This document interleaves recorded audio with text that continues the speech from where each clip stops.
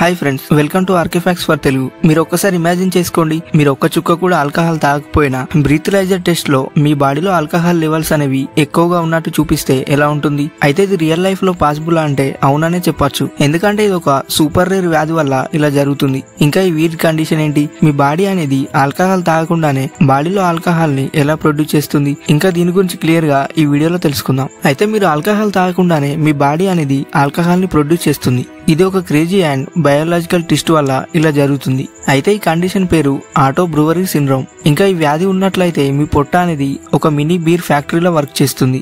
ఎందుకంటే ఈ వ్యాధి ఉన్న వాళ్ళు బ్రెడ్ అండ్ స్వీట్స్ లాంటి ఫుడ్ గనక తిన్నట్లయితే అవి స్ట్రేట్ గా ఆల్కహాల్ గా మారిపోతుంది. ఎలాగంటే మీ పొట్టలో లక్షల మైక్రోబ్స్ అనేవి ఉంటాయి. ఇంకా వీటిలో కొన్ని ఈస్ట్ ఫంగస్ లాంటివి ఉంటాయి. ఇంకా ఇవి మీరు తినే కార్బోహైడ్రేట్స్ ని ఫెర్మెంట్ చేస్తాయి.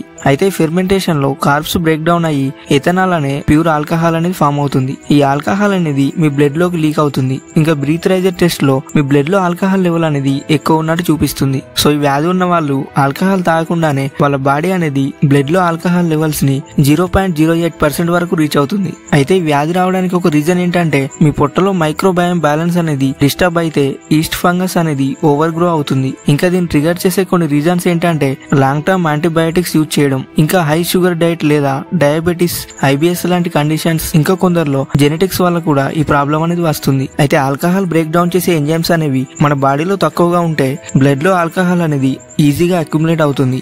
ఇంకా డిసీజ్ ఉన్న వాళ్ళకి మీరు ఆల్కహాల్ తాగకుండానే ఆల్కహాల్ తాగిన లక్షణాలు అనేవి మీలో కనిపిస్తాయి. ఎగ్జాంపుల్ హెడేక్ రావడం అండ్ బ్రీత్లైజర్ టెస్ట్ లో ఆల్కహాల్ లెవెల్ ఎక్కువ ఉన్నట్టు చూపించడం జరుగుతుంది. సో దీని వల్ల జనాలు ఈ వ్యాధి ఉన్న వాళ్ళు ఆల్కహాల్ తాగకపోయినా కానీ ఆల్కహాల్ తాగే వాళ్ళే అనుకుంటారు. అలాగే విచిత్రమైన వ్యాధి గురించి మీరేమనుకుంటున్నారో కింద కామెంట్ చేసి చెప్పండి.